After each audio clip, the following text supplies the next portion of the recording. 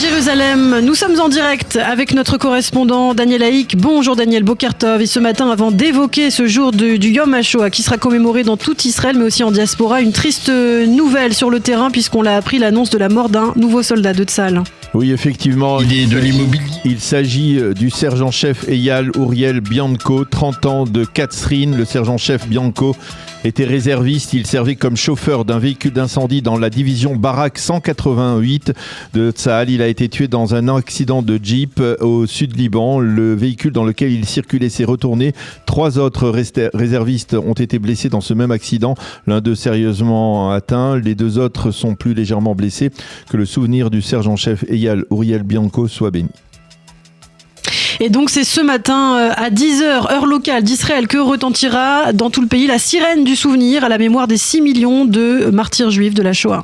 Oui, effectivement, une sirène du souvenir de 2 minutes qui sera suivie de très nombreuses cérémonies de récitation des noms des victimes de la barbarie nazie à la Knesset, au Yad Vashem et dans toutes les écoles et lycées du pays. En raison de la situation sécuritaire actuelle, le déroulement de certaines cérémonies a été modifié, en particulier dans le nord du pays où les rassemblements demeurent interdits. En début d'après-midi se tiendra la marche des vivants entre Auschwitz et Birkenau avec là encore très peu de survivants israéliens, 11 seulement qui ont fait le déplacement, toujours en raison de la guerre et des difficultés à quitter le pays. Et puis ce soir, les commémorations se clôtureront au kibbutz de Lochamé à Getaot, là encore dans un module restreint puisque le kibbutz est proche de la frontière avec le Liban.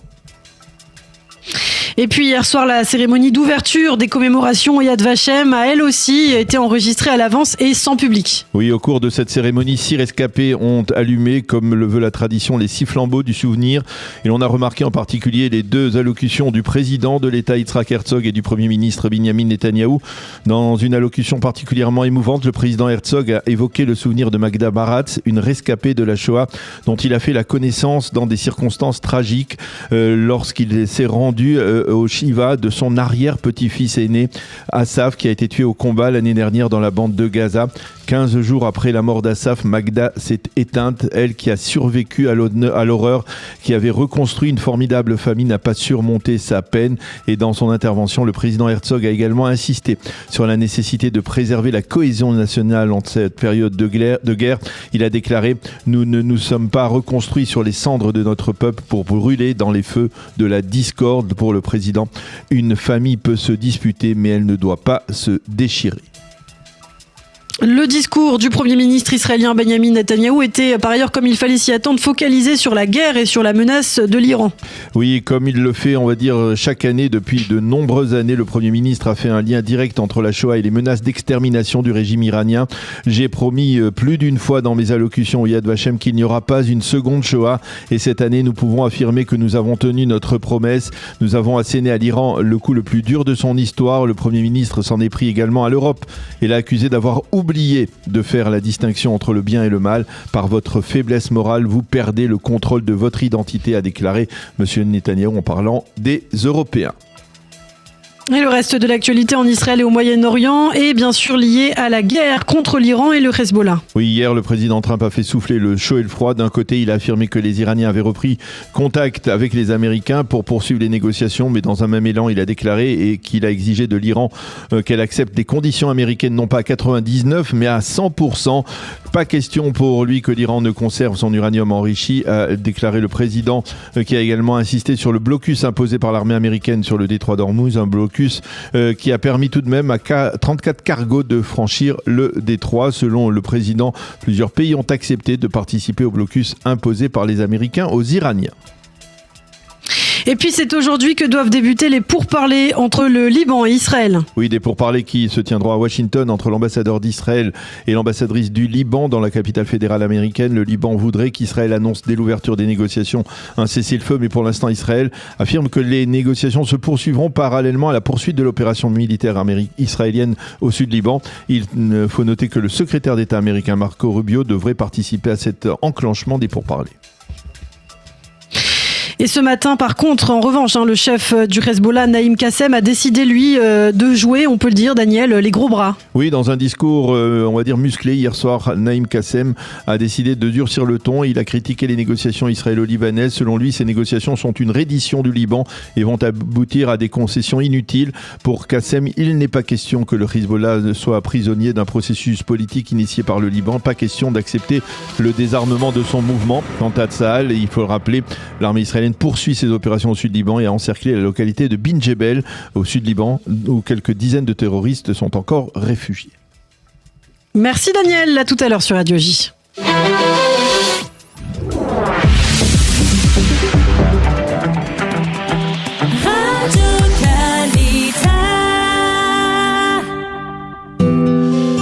Une page météo pour compléter ce premier journal d'information avec une très nette hausse des températures depuis 24 heures. Il fera aujourd'hui, tenez-vous bien, 27 degrés à Jérusalem, 23 à Tel Aviv et Ashdod, 26 à Haïfa et Netanya, 34 à Eilat. Le temps sera bien entendu ensoleillé sur l'ensemble du territoire israélien.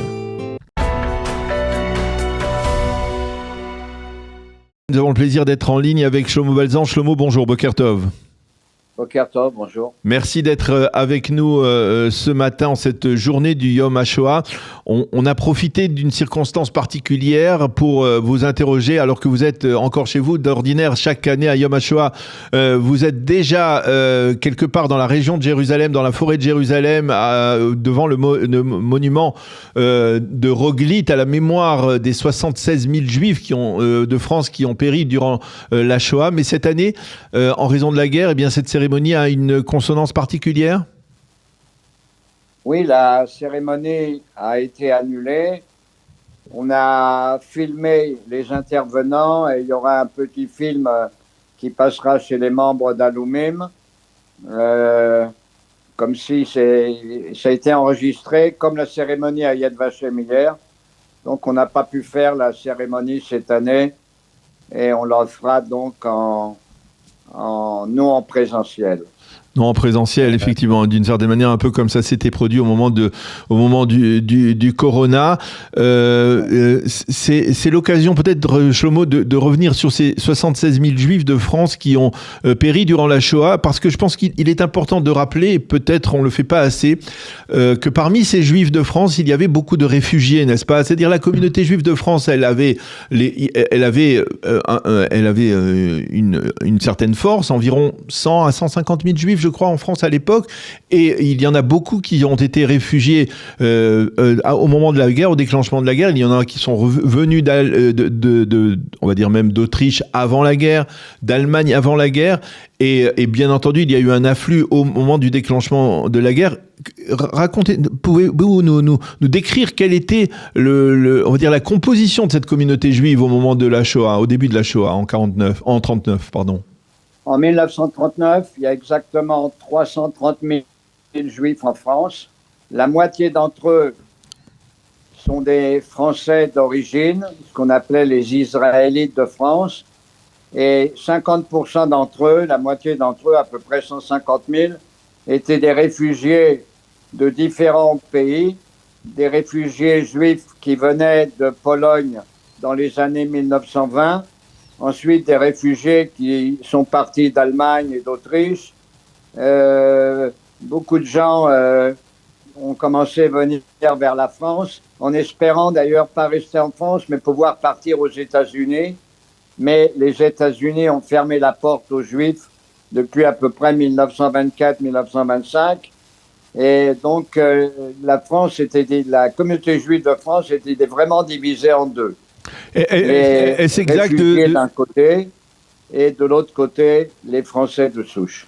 Alors, est-ce exact de dire que pendant cette période, justement, entre les deux guerres, parmi les réfugiés polonais, il y en a certains qui ont obtenu la nationalité française, n'est-ce pas ? Non, la grande majorité, non. Quelques-uns l'ont obtenu, mais une grande majorité n'ont pas eu. Par exemple, mon père qui est venu de Pologne en France dans les années 20, n'est devenu français, bien qu'il a été dans les FFI et dans la résistance. Il est devenu français seulement après la guerre dans les années 1950. Ça a pris beaucoup de temps pour que ces juifs-là deviennent français. 11% des juifs de France venaient d'Afrique du Nord. Alors les juifs algériens étaient français avant tous parce que le décret Crémieux a déclaré que les juifs algériens étaient français. Mais la majorité n'ont pas eu la nationalité française et c'était très dur de l'avoir. Alors, est-ce que vous pouvez nous fournir justement, parce qu'on n'en parle peut-être pas assez souvent, vous êtes, je le rappelle, le président d'honneur de Aloumim, l'association des enfants cachés. D'abord, aujourd'hui, combien reste-t-il d'enfants cachés qui sont dans le cadre d'Aloumim parce que, bien entendu, ces enfants cachés, aujourd'hui, ont presque tous plus de 80 ans ou 90 ans. Oui, aujourd'hui, on est à peu près entre 600 inscrits à Aloumim. Les gens sont effectivement très âgés et malheureusement certains nous quittent définitivement chaque année. Donc il y a de moins en moins, on a à peu près quelques 500, peut-être 600 membres d'Aloumim en Israël. Ce sont des enfants cachés pendant la Shoah, dont la majorité de leurs parents ont été déportés et ils ont été sauvés en général par des justes parmi les nations. Et un des rôles de Aloumim, de l'organisation, c'est de retrouver qui a sauvé ces enfants-là, qui les a sauvés et leur donner le titre de juste parmi les nations. Une des membres d'Aloumim, Gabi Oshman, a mis des années à retrouver, elle avait 1 an pendant la guerre, et elle a mis beaucoup de temps à retrouver qui l'a sauvée, une bonne sœur, et ça lui a mis quelques dizaines d'années pour la retrouver et lui faire obtenir le titre de juste parmi les nations. Et c'est très important pour les membres d'Aloumim de dire merci à ceux qui les ont sauvés, qui les ont aidés à être sauvés. Oui, effectivement, et c'est important de souligner que cette action, elle se poursuit d'année en année, elle se maintient encore aujourd'hui, c'est-à-dire on est toujours à la recherche donc des justes des nations qui ont permis de sauver donc ceux qui étaient des enfants cachés et qui aujourd'hui sont des personnes âgées. Alors je voudrais, Shlomo, profiter qu'on se parle aujourd'hui en cette journée du Yom HaShoah dans le contexte de la guerre pour essayer d'avoir votre appréciation sur cette dissonance à laquelle on assiste tous, que l'on a tous constaté, surtout lorsque l'on suit les médias en France, à savoir ces accusations qui sont portées contre l'État d'Israël de génocide, d'apartheid, de violence, de cruauté, comme si on a oublié d'une certaine manière l'histoire de l'État d'Israël, comme si on avait oublié que l'État d'Israël, comme l'a dit le président, est né des cendres de la Shoah. Et aujourd'hui, cet antisémitisme qui est presque légitimé ouvertement par le fait que Israël combat des ennemis qui l'ont provoqué, on va dire, qui ont provoqué cette guerre. Comment vous jugez cette situation, cette dissonance aujourd'hui de la part de l'Europe? Benjamin Netanyahou l'a dit, l'Europe aujourd'hui semble avoir oublié ce qu'elle a fait à l'époque de la Seconde Guerre mondiale. Alors, tout commence à Lyon. Dans les années 50, même 60, il y a un professeur à Lyon qui s'appelle Robert Forisson. C'est un des premiers négationnistes en France qui va nier l'existence de la Shoah, mais il va inventer quelque chose d'encore mieux qui s'appelle le renversement de la situation. Non seulement les Juifs ont inventé tout ce qu'ils racontent, n'ont pas subi ce qu'on appelle la Shoah, mais c'est eux qui font ça aux autres. Et un des premiers amis de Robert Forisson, j'en parle souvent, c'est un certain Ahmed Rami, colonel de l'armée égyptienne, qui passe à Stockholm parce qu'il s'est fâché avec Nasser, et il va créer un site internet qui existe encore aujourd'hui, qui s'appelle radioislam.org, Freedom Fighters. Et ce site-là est le site le plus antisémite au monde. Il reprend, je suis arrivé à ce site parce que je cherchais s'il y avait Mein Kampf, le livre de Hitler, sur Internet, et je l'ai trouvé dans le site de Ahmed Rami. Et là, il mêle la propagande nazie, la propagande islamique et la négation de la Shoah. Non seulement les Juifs ont inventé tout ça, bien sûr pour avoir plus d'argent, pour réclamer de l'argent aux Allemands et à d'autres pays. Donc il y a un renouveau aujourd'hui de ce fameux négationnisme et du renversement. C'est les Juifs qui font des génocides, c'est pas eux qui l'ont subi. Et là, il y a effectivement un mensonge incroyable, une propagande incroyable, notamment dans des pays islamiques, mais également en Europe, où petit à petit, ce discours prend de plus en plus d'importance et se répand en Belgique, en Hollande, en France et ailleurs, en Suède par exemple. La communauté juive de Malmö n'existe quasiment plus, ils sont tous partis. Il y a un antisémitisme mêlé de musulmans et également musulmans extrémistes, et un antisémitisme de base qui revient en Europe. C'est donc une collaboration, si je puis dire, utiliser ce terme, donc entre les négationnistes, les antisémites de l'extrême droite, l'antisémitisme traditionnel, et cet antisémitisme du monde arabe, ou en tout cas des intégristes de l'islam, qui viennent profiter de ces négationnistes pour nier l'existence de l'État d'Israël, ou en tout cas remettre en cause l'existence de l'État d'Israël. C'est ça, c'est exactement ça. C'est-à-dire que l'existence même d'Israël est un danger pour le monde, est une menace, et on revient quasiment à la propagande des protocoles des sages de Sion, utilisés d'abord par les antisémites du tsar, en Russie tsariste, et ensuite repris par les nazis. Et le protocole des sages de Sion était un des modèles pour celui qui a créé les frères musulmans en 1928, Hassan el-Banna, le grand-père de Tariq Ramadan, qui lui a créé les frères musulmans au Caire en 1928, et il se base réellement sur l'idéologie nazie et notamment sur la propagande anti-juive répandue pas seulement par les nazis, mais également par le livre des protocoles des sages de Sion, qui montre un plan juif de commander le monde, de commencer à diriger le monde, de s'emparer de tout. Et effectivement, cette propagande, elle marche jusqu'aujourd'hui, pas seulement des extrémistes de droite, mais également, notamment en France, des extrémistes dite de gauche. Alors justement, face à cela, face à cette tournure que prend l'antisémitisme aujourd'hui avec la guerre depuis le 7 octobre, est-ce que c'est franchement possible de combattre ? Est-ce qu'il y a un moyen de combattre lorsque même, par exemple, au niveau des institutions de la France, de la République, eh bien, on a l'impression qu'elle tombe aussi, elle, dans ce piège ?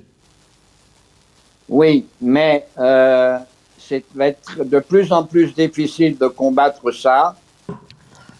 Bien que je travaille beaucoup avec des groupes musulmans, notamment, je le dis souvent, avec l'imam Chalgoumi, l'imam de Drancy, qui est très pro-juif, pro-israélien et notre ami, et on a essayé de faire avec le père Choufani, béni sa soit mémoire, qui était le curé arabe de Nazareth, on a fait beaucoup de travail pour faire de l'éducation dans les milieux islamiques.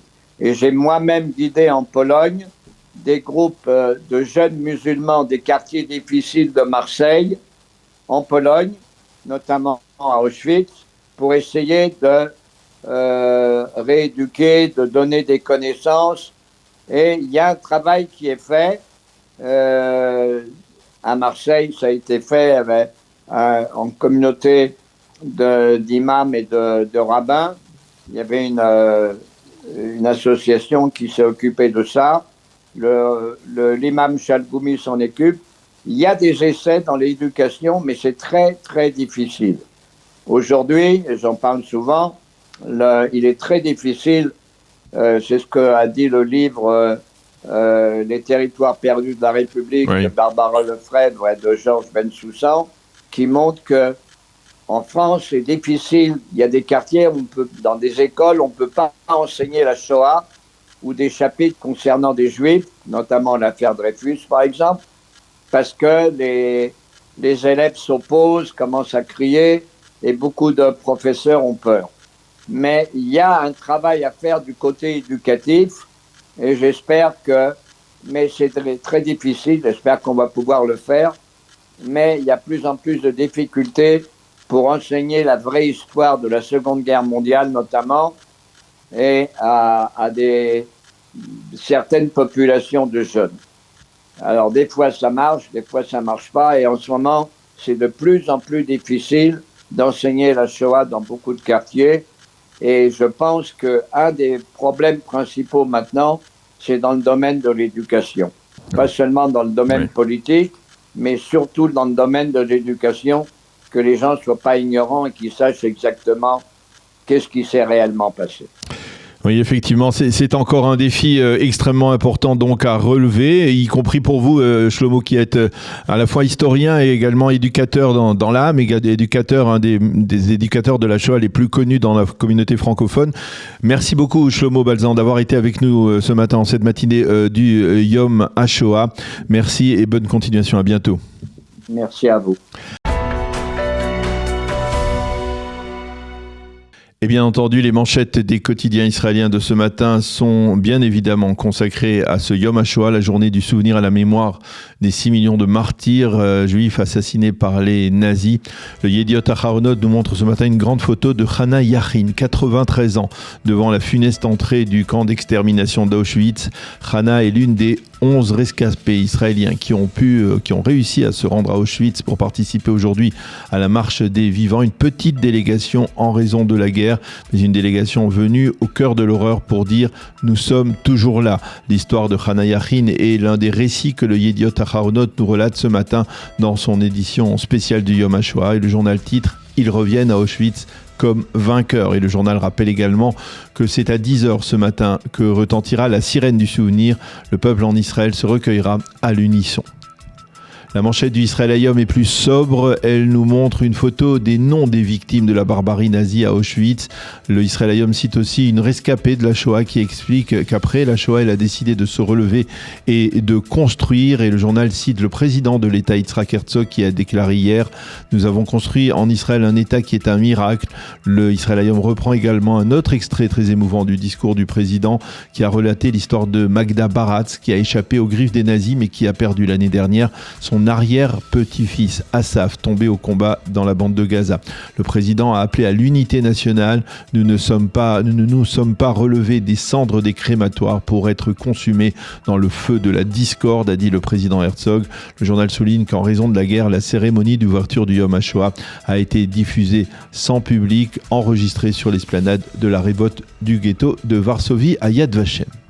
En page intérieure, le Yediot Aharonot consacre quasiment une double page à la résurgence de l'antisémitisme à travers le monde.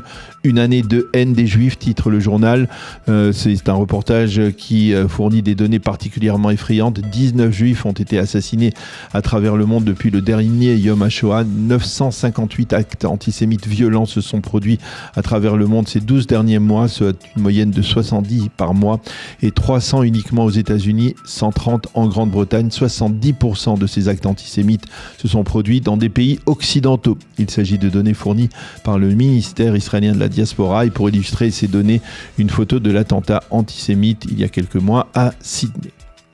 Qu'écrivent ce matin les éditorialistes du Yediot Aharonot autour de ces commémorations du Yom HaShoah. La professeure Dina Porad, qui était une spécialiste de l'histoire de la Shoah, rappelle qu'il a fallu plus de 11 ans après la création de l'État d'Israël pour déterminer la date du Yom HaShoah et la fixer au 27 Nissan en souvenir de la révolte du ghetto de Varsovie. Shoshana Chen, qui est la doyenne des journalistes du Yediot Aharonot et une fille de rescapés, écrit ce matin « La vengeance de mes parents après ce qu'Hitler leur a fait se chiffre en petits-enfants et arrière-petits-enfants. Aujourd'hui, la victoire véritable de ma mère sur les nazis, c'est qu'elle a plus de descendants que son poids au moment de la libération, qui était de 35 kilos. » Ben Dror Yemini, lui, titre de son éditorial « Du Maroc à Auschwitz » et il se penche sur le monde arabo-musulman qui veut, selon lui, en savoir plus aujourd'hui sur la Shoah. Ben Dror Yemini raconte qu'il a récemment accompagné une délégation de jeunes Marocains en Allemagne et à Auschwitz. Ces Marocains connaissaient l'histoire de la Shoah, mais ils ont voulu voir de visu la plus grande tragédie du peuple juif pour tenter de mieux la comprendre, écrit Ben Dror Yemini ce matin dans le Yediot Aharonot.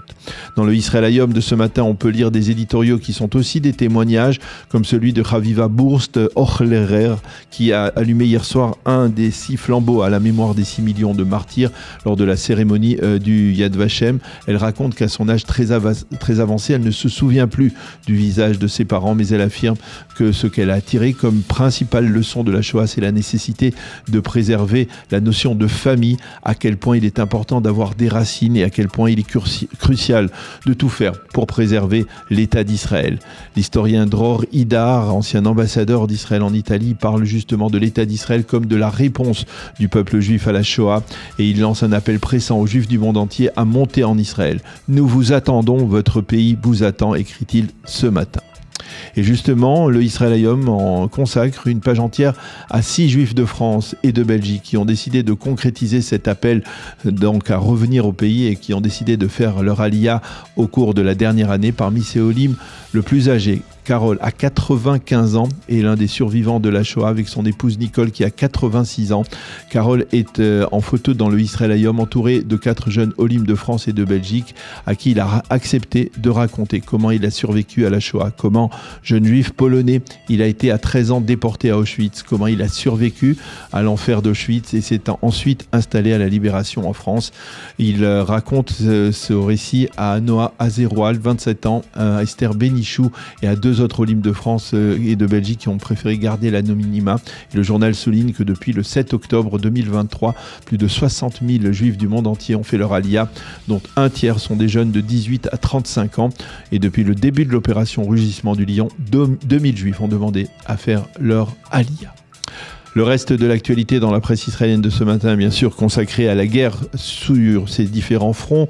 Les journaux israéliens se focalisent ce matin en particulier sur le début des pourparlers à Washington entre Israël et le Liban, sous l'égide des États-Unis, et même annonce que le Israël Hayom annonce que la participation effective du secrétaire d'État américain Marco Rubio à ces négociations. En page d'ouverture, le site N12, lui, annonce que le leader du Hezbollah, Naïm Kassem, a l'intention de torpiller ces négociations. Nous allons vers l'enfer, a-t-il déclaré. Et puis pour terminer cette revue de la presse, les journaux et les sites d'information tentent de mesurer l'impact de la décision de Donald Trump d'instaurer un blocus sur le détroit d'Ormuz. Le Maariv souligne qu'en dépit de ce blocus, les pourparlers indirects entre Américains et Iraniens ont repris avec la médiation des Pakistanais. Le site Axios américain croit savoir que les Américains auraient proposé aux Iraniens de geler leur production d'uranium enrichi pour 20 ans, tandis que le New York Times, lui, affirme que les Iraniens auraient accepté de geler cette production pour 5 ans seulement, encore à méditer dans les prochaines éditions de la presse israélienne. C'est la fin de cette revue de la presse. Imaginez ce matin, vous vous asseyez face à un écran, un vieil homme vous regarde, il vous dit son nom, il vous parle d'Auschwitz et il vous répond quand vous lui posez une question. Avec sa vraie voix, ses vrais mots, ses vraies larmes. Ce vieil homme est mort pourtant il y a plusieurs années. C'est aujourd'hui et c'est bien réel et c'est l'intelligence artificielle qui rend ça possible. Aujourd'hui, c'est Yom HaShoah et comme chaque semaine, je vais vous parler de tech, mais aujourd'hui, c'est différent. Parce que la technologie touche à quelque chose de sacré, la mémoire des victimes de la Shoah. Les derniers survivants s'éteignent un à un. Avec eux disparaît l'irremplaçable, la parole vivante, le regard de quelqu'un qui était là, pas un livre, pas une plaque quelqu'un. Demain, ce témoignage direct ne sera plus possible. Sauf que l'intelligence artificielle est en train de changer cette fatalité. À New York, le musée du patrimoine juif a lancé un programme de dialogue interactif avec des rescapés. Vous posez une question à voix haute, une vraie question intime, personnelle, et le survivant vous répond sur l'écran. L'IA ne fabrique rien, elle va chercher la meilleure réponse parmi des centaines d'heures filmées. C'est leur legs numérique, un pont vivant sur l'histoire. En Allemagne, le projet Fragnar, pose ta question, a montré que les visiteurs passent 5 minutes d'échange profond devant cet écran plutôt que 30 secondes devant une plaque commémorative. 5 minutes de vérité gagnées sur l'oubli. Mais cette technologie a une face sombre et elle grandit très vite, trop vite. Fin 2025, des comptes obscurs sur les réseaux sociaux ont commencé à publier des photos de la Shoah, des prisonniers qui n'ont jamais existé, des chaînes d'Auschwitz entièrement inventées, d'un réalisme à vous glacer le sang. 10 mémoriaux internationaux ont dû co-signer une lettre d'alerte urgente en janvier dernier. Pire encore, Amazon a dû retirer des livres entiers écrits par des IA, vendus comme de vrais témoignages de survivants. L'un d'eux pillait l'histoire vraie de René Salt, 95 ans, rescapé d'Auschwitz. Son calvaire personnel, dupliqué, falsifié, mis en vente. Un historien l'a dit dans une phrase cliente, avec l'IA, on va pouvoir créer une fausse Shoah. Pas seulement des photos truquées, des archives vidéo reconstituées de toutes pièces, des interviews de survivants fictifs. Convaincant, partageable, viraux, la barrière à l'entrée du négationnisme vient de s'effondrer. Alors, qu'est-ce qu'on fait ? D'abord, des institutions comme Yad Vashem ou la Fondation Shoah de Spielberg développent déjà des outils IA pour authentifier les vrais témoignages. Ils créent des empreintes numériques inviolables, des signatures certifiées de l'histoire. La technologie qui fabrique le faux peut aussi aider à protéger le vrai. Mais la réponse profonde reste humaine et éducative. Je pense à Sophie Naoum et à son projet Les Derniers, disponible sur YouTube et sur lesderniers.org. Une série de portraits filmés de rescapés, comme Ginette Kolinka, Élie Buzyn et tant d'autres. Elle a fait parce qu'elle s'est dit, quand mes enfants auraient l'âge de comprendre, il n'y aurait plus personne à qui poser leurs questions. Alors, elle a filmé avant qu'il ne soit trop tard. Ces dialogues virtuels avec les survivants ne sont pas de simples prouesses techniques, ils nous touchent parce qu'ils transmettent l'irréductible, la vérité brute d'un être humain qui était là. Yom HaShoah nous le rappelle chaque année. La mémoire n'est pas un fichier sur un serveur, c'est un engagement quotidien.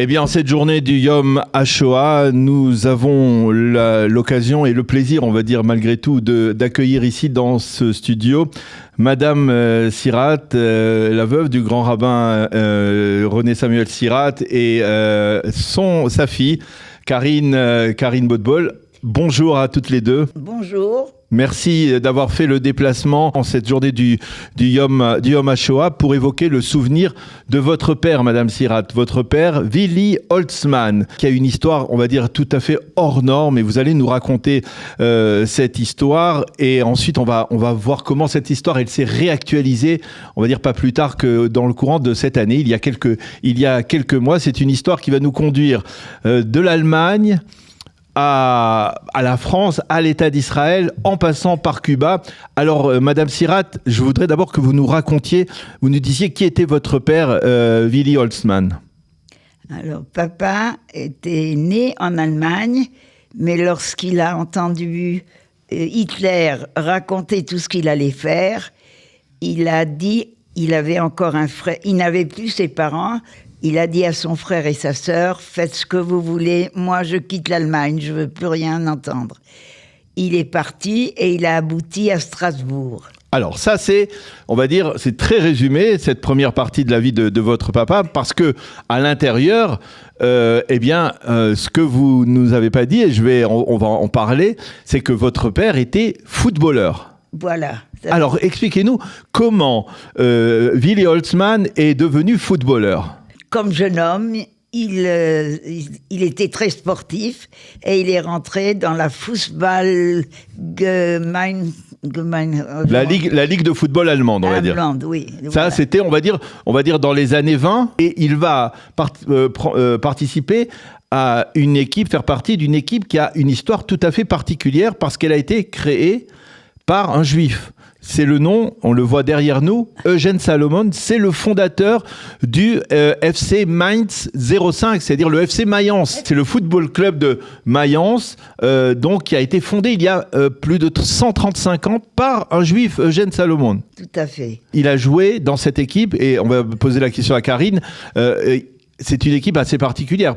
Le fondateur est un juif allemand, et on va dire très rapidement, la majorité de l'équipe est devenue une équipe juive allemande avant la guerre. Eugen Salomon a créé cette équipe, je pense qu'il a appelé des jeunes qu'il connaissait, comme il était tout à fait dans la communauté. Il connaissait des jeunes juifs sportifs. Il en a pris avec lui pour former l'équipe, un certain nombre.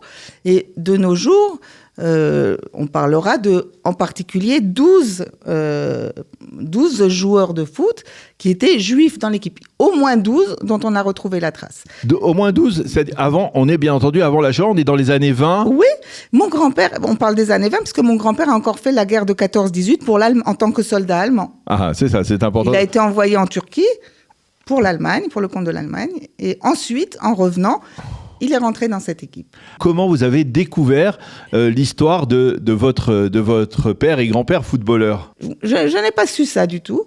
Et jusqu'à ce que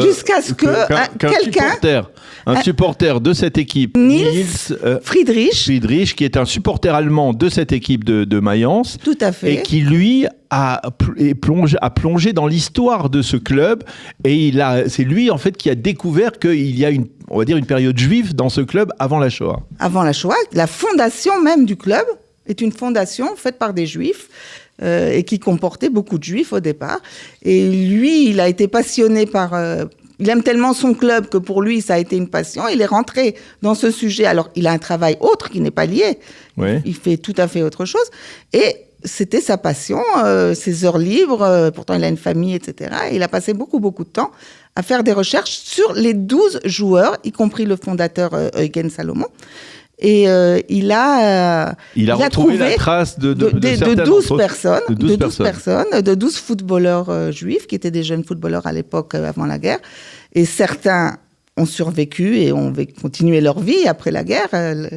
Et d'autres, malheureusement, ont été déportés et ne sont jamais revenus. Dont Eugène Salomon lui-même. Eugène Salomon lui-même a été persécuté. Il avait fui vers la France. Au début de la Seconde Guerre mondiale. Oui, il a fui vers la France. Il avait même ouvert une affaire en France et il commençait à se réinstaller en France. Et il a été repris par la milice française ou par des équipes. Par la Gestapo, oui. Par la Gestapo et renvoyé en Allemagne. Et d'Allemagne, lui et toute sa famille ont été envoyés dans les camps et il n'est jamais revenu. Il n'est jamais revenu. Donc il y a on va revenir sur le voyage que vous avez effectué récemment, mais je voudrais quand même revenir avec Madame Sirat sur l'histoire de votre papa. Vous nous disiez qu'effectivement au moment de la Shoah, ou juste avant, lorsqu'il a senti que Hitler allait mener sa politique anti-juive, eh bien il a quitté vers Strasbourg. C'est là où vous êtes née, Madame Sirat ? Oui. Comment votre père, le footballeur Willy Holzmann, a traversé la Shoah ? Qu'est-ce qui s'est passé ? Comment il a réussi à échapper aux nazis ? Il est arrivé à Strasbourg. Première chose, il cherchait du travail. Il a fini par trouver quelque chose, il vendait des costumes, quelque chose comme ça, au batelier, parce que Strasbourg, il y a le Rhin, et beaucoup d'affaires se faisaient par le Rhin. Lorsque la guerre est déclenchée, qu'est-ce qu'il fait ? Pour le moment, il est à Strasbourg, il essaye de s'en sortir.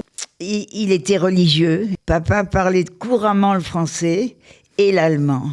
Et au bout d'un certain temps, ses amis de travail, ses copains, lui ont dit « Willy, ne reste pas ici, tu es soupçonné d'être espion. » Du coup, papa a fait tout ce qu'il a pu pour trouver un visa pour pouvoir partir ailleurs. Un visa pour partir à l'étranger. À l'étranger. Entre-temps, il s'est marié avec maman et on est parti à Marseille. Et là, on a pris un des bateaux qui partait et on ne savait pas au départ où est-ce qu'on allait. Et on est resté 6 semaines en mer. Et vous arrivez finalement où ? Sur une île, à Tiscornia. C'est une île en face de Cuba qui prenait les réfugiés au départ, qui faisait peut-être un certain tri pour voir si on pouvait les laisser rentrer à Cuba. Le Joint a payé per capita à Batista, qui était le dirigeant de Cuba. pour l'entrée des Juifs. Donc, les gens étaient arrêtés en premier lieu à Tiscornia. Dans une petite île très proche de Cuba. Et ils sont passés dans des baraquements séparés, hommes et femmes. Pour femmes de l'autre. Quelques semaines à Tiscornia, dans cette île, jusqu'à ce que les gens étaient acceptés ensuite à rentrer à Cuba. Vous vous souvenez de votre arrivée à Cuba ? Oui, mais attendez, il faut quand même que je dise que le joint, comme a parlé ma fille, c'est eux qui ont décidé quelle famille irait à New York et quelle famille irait à Cuba. Ah. Et nous faisions partie de ceux qu'on a envoyés à Cuba. Vous allez passer toute la guerre Tout à fait. À Cuba. Oui. Racontez-nous un peu, qu'est-ce que ça voulait dire de passer la guerre à Cuba ? À Cuba, c'est à La Havane. Alors donc, papa s'est mis il avait un don.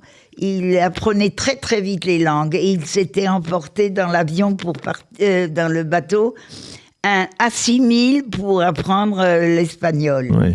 Donc, arrivé à Cuba, il a cherché à gagner un peu d'argent. Donc, au début, il faisait du porte-à-porte, il vendait des chaussettes, des caleçons, des choses comme ça, jusqu'au jour où il a eu la grande chance de rencontrer une famille juive qui l'a employé, parce qu'il faut dire qu'il y avait énormément de juifs d'Anvers, c'est-à-dire en Belgique, qui étaient diamantaires. Et ils ont employé papa dans leur usine de diamants. Et c'est comme ça que votre famille a passé la guerre. Oui. Alors tout de suite après la guerre, au moment de la libération, qu'est-ce que vous décidez de faire ? Les parents de maman habitaient à Limoges après la guerre et nous sommes allés chez eux pendant quelques années. Donc votre père, vos parents ont survécu donc à la Shoah, bien entendu. Ils y ont échappé de manière presque, on va dire, miraculeuse, parce qu'il fallait avoir de la présence d'esprit pour aller chercher un visa à ce moment-là pour l'étranger, n'est-ce pas, Karine ? Oui, ce que je veux rajouter, c'est que, à part de la présence d'esprit, bien sûr, mon grand-père a été prévenu par des amis, confirmé par Niels, le supporter, qui a fait des recherches vraiment précises avec des documents, qu'il était noté dans la Gestapo, dans certaines listes, qu'il était considéré comme un espion au profit de la France, qu'il allait traîner, soi-disant, à côté des péniches, avec comme alibi le travail, mais qu'en réalité, il donnait des informations sur l'Allemagne à la France, et ses amis lui ont dit « tu ferais bien de partir ». Maintenant, sur le champ. Voilà. Alors, ça nous permet de revenir à Niels et à ce supporter donc, qui a décidé d'enquêter. On peut dire vraiment, c'est une enquête qu'il a menée pour retrouver les descendants des Juifs qui ont formé à un certain moment, avant la guerre, cette équipe de football allemand de Mayence. Alors, racontez-nous d'abord comment il vous a contacté et puis ce voyage que vous avez effectué il y a quelques mois avec votre mari, avec vos enfants à Mayence. Quand Niels m'a contacté, il avait tellement de connaissances que j'étais très loin d'avoir sur la jeunesse de mon grand-père. J'ai commencé à faire des recherches en premier sur Facebook pour voir qu'est-ce que je pouvais trouver sur ce Niels, qu'est-ce que je pouvais trouver sur ce club, etc. Et comme ça, à ma plus grande stupéfaction, je suis tombée sur un club de supporters israéliens de ce club FSB Mainz 05 en ivrite sur Facebook. Et j'ai été interloquée de voir ça. J'ai dit, des Israéliens qui s'intéressent à cette petite ville et au club de cette petite ville, c'est carrément incroyable. Et donc, je leur ai laissé un message sur leur Kvutsa, sur leur groupe de Facebook. En moins d'une heure, la responsable de ce groupe m'a contactée. Et elle m'a parlé de ce fait. Elle m'a dit, mais justement, j'organise, on était peut-être au mois d'octobre à ce moment-là, j'organise pour Hanouka un voyage des supporters israéliens de ce groupe, de ce football club à Mayence. Nous allons aller voir 2 matchs de foot qui vont avoir lieu à cette époque. Et par ailleurs, on va aussi entendre parler de ces 12 footballeurs oubliés. Ils ont un nom, si vous voulez, ils ont un nom là-bas. Ils parlent des 12 footballeurs oubliés. Uh-huh. C'est comme ça que c'est le titre qu'ils donnent à cette affaire. Et on va la personne qui a fait cette recherche va nous expliquer, va nous faire un tour en ville pour nous montrer les habitations de ces gens-là, va nous raconter l'histoire de certains de ces gens-là. Et si tu viens en particulier, cette personne va se dévouer, va s'intéresser encore plus parmi les 12 à ton grand-père Willy Holtzmann. Elle m'a dit, écoute, jusqu'à présent, tu ne t'es pas intéressé, peut-être. Et voilà, là, il y a un aspect historique qui vaut la peine. Et nous avons été reçus comme des rois et par Niels, comme si on était... enfin, j'ai retrouvé des vrais survivants, des vrais descendants de ces 12 personnes qui ont créé notre équipe. Et ce monsieur est venu passer un quart d'heure avec nous et nous a parlé, nous a remerciés. L'un des instants les plus importants, vous étiez dans le stade, je crois que c'est un instant émouvant. Ah, c'était tellement incroyable.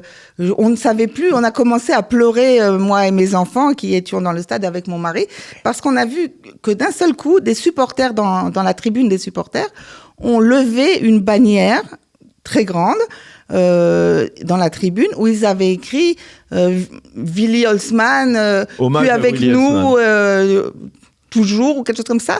C'est un souvenir inoubliable, ça a été. Alors là, on peut dire vous portez l'écharpe du club. Je porte l'écharpe du club. Vous êtes devenu supporter. Et j'ai un pin. On peut dire que pour quelqu'un qui n'était pas particulièrement branché sur le football, vous êtes devenu supporter d'une équipe de football allemand qui a une histoire tout à fait particulière. Alors aujourd'hui, c'est un club qui ne cache pas, on va dire, ses origines juives. Hein.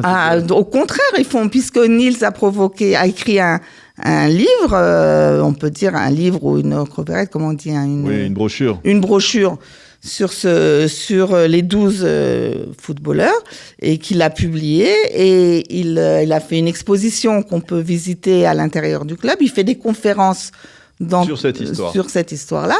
Il y a en Allemagne une union des Keilot Schum, des communautés du bord du Rhin, oui. Et ils font une semaine par an de conférences sur le sujet des communautés juives du bord du Rhin.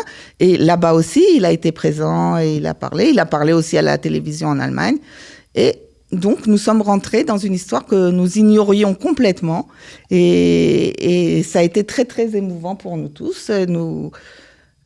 C'était formidable. Et je dois dire que le club Mainz 05 est un grand ami d'Israël. Ils ont sur les tribunes, pendant toutes les 3 ans depuis le 7 octobre, réclamé par des grandes bannières le retour des otages. Ils ont demandé à leur maire de faire beaucoup de choses dans ce sens-là. Enfin, ils sont très présents à nos côtés. Ce qui ne fait que rajouter notre... Bien entendu, c'est très émouvant. Qu'est-ce que vous ressentez, Madame Sirat, de savoir comme ça qu'on va dire plus de 100 ans, on va dire après cette histoire, eh bien, le souvenir de votre père rejaillisse comme cela et qu'il soit, on va dire, honoré même dans sa ville natale, à Mayence?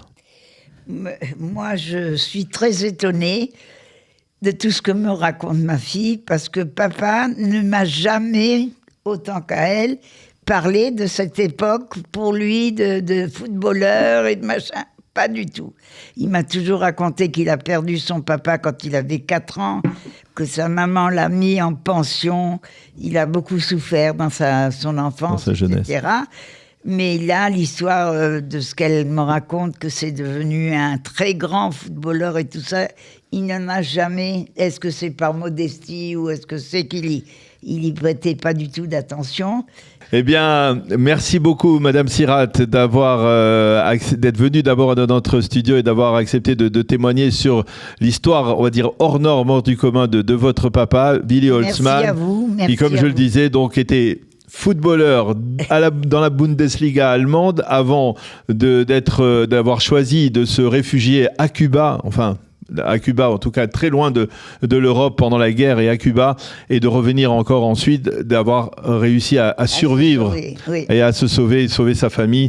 C'est finalement le plus important dans ce genre de situation. Merci Karine Botbol de nous avoir bien expliqué cette histoire incroyable aussi de ce supporter du football club, ou en tout cas du club de Mayence, qui est un club de première division, qui a retrouvé, on va dire, les familles des 12 12 footballeurs juifs qui ont créé ce club à l'origine il y a plus de 100 ans.